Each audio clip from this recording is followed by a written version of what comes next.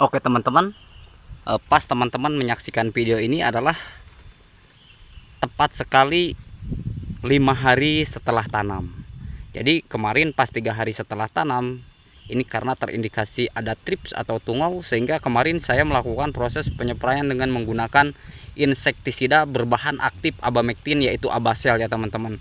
Berarti 2 hari setelah kita melakukan proses penyepraian ya, penampakannya sudah seperti ini. Artinya memang ketika kita melakukan proses penanaman cabai, jangankan kita melakukan proses penanaman di musim hujan seperti yang saat saya lakukan sekarang ini ya teman-teman. Ini memang kondisi cuaca di daerah saya terjadi hujan yang setiap hari. Artinya untuk proses penanaman cabai itu sebetulnya untuk hujan baiknya itu adalah 1 minggu sekali atau 2 minggu sekali. Untuk proses penanaman cabai itu sangat bagus ya teman-teman, ketimbang dengan adanya curah hujan hampir setiap hari. Jangankan untuk tanaman cabai yang masih kecil atau melakukan proses penanaman seperti ini. Jadi untuk jenis tanaman cabai yang sudah tumbuh besar pun, ketika terjadi hujan secara terus-menerus, ini akan cenderung hama dan penyakit akan lebih banyak ya teman-teman. Oleh karenanya, sebagaimana yang telah saya jelaskan, perawatan di musim hujan itu cenderung lebih susah.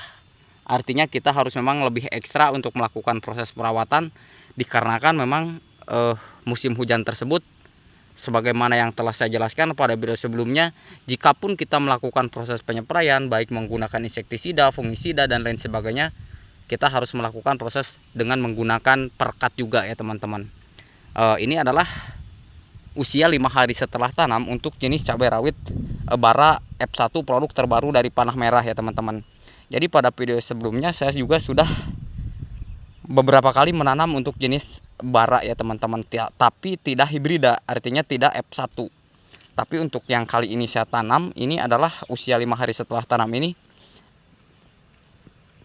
adalah jenis bara F1 ya teman-teman.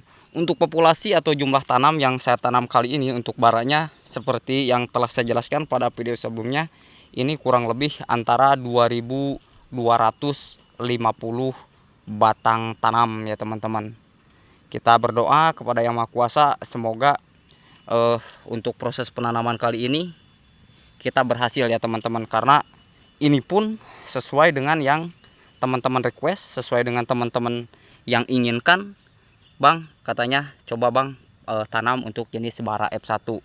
Berarti untuk proses perawatan cenderung sama atau sedikit tidak jauh berbeda dengan tanaman cabai rawit Pelita 8F1 ya teman-teman. Untuk proses tata cara pengolahan lahannya, untuk tata cara pemupukan dasarnya, kita hampir melakukan hal yang sama dengan cabai rawit Pelita 8F1 ya teman-teman. Dan untuk proses pemupukan, sebagaimana yang telah saya tutorialkan pada video sebelumnya, hentikan dulu kita melakukan proses pemupukan secara makro ya teman-teman. Artinya di usia 5 hari setelah tanam ini saya belum melakukan proses pengocoran, dikarenakan sebagaimana yang telah saya jelaskan juga pada video sebelumnya, hentikan dulu proses pemupukan di saat musim hujan atau curah hujan itu tinggi.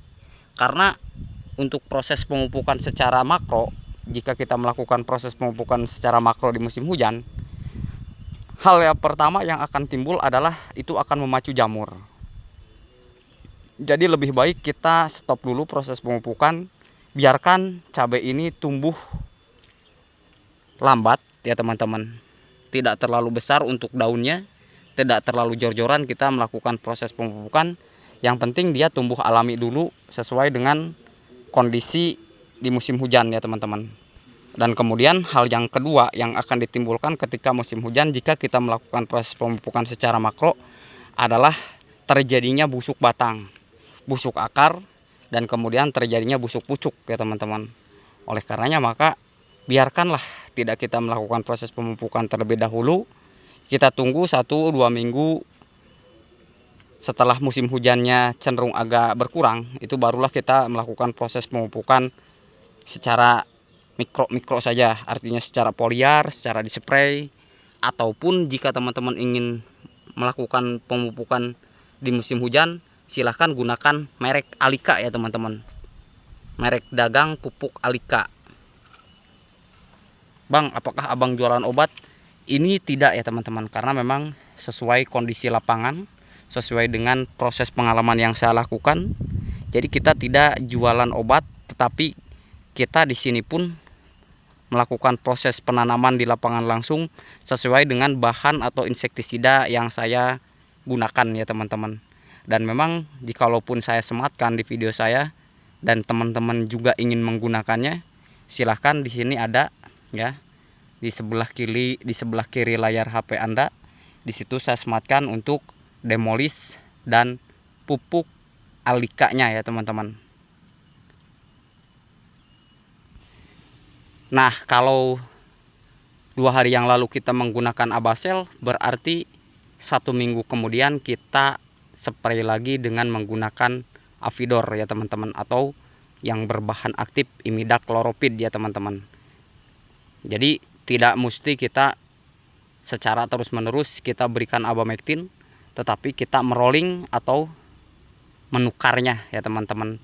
Bisa per 3 hari sekali atau bisa per 1 minggu sekali. 1 minggu ini kita menggunakan Abasel, 1 minggu kemudian kita menggunakan imidakloroprid, 1 minggu kemudian kita menggunakan Demolis, dan seterusnya. Dan begitupun juga untuk proses pengendalian jamurnya, kita menggunakan Mancozeb, kita menggunakan Zagrizeb, kita bisa menggunakan Nordok, kita menggunakan Amistartop. Yang penting di rolling per seminggu sekali ya teman-teman. Karena di musim hujan ini, wah luar biasa ya teman-teman untuk jamurnya. Nah, di posisi penanaman kali ini pun bisa teman-teman simak, bisa teman-teman lihat harga cabai di pasaran.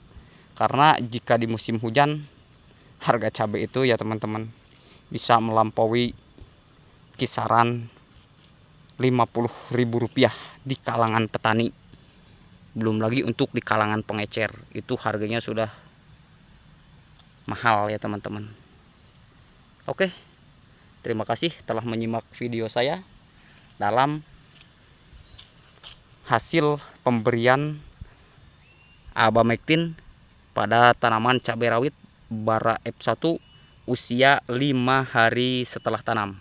Bang, 5 hari sebesar ini? Yap, karena memang ini saya tidak melakukan proses potong pucuk sebagian, dan juga saya melakukan proses potong pucuk sebagian ya teman-teman.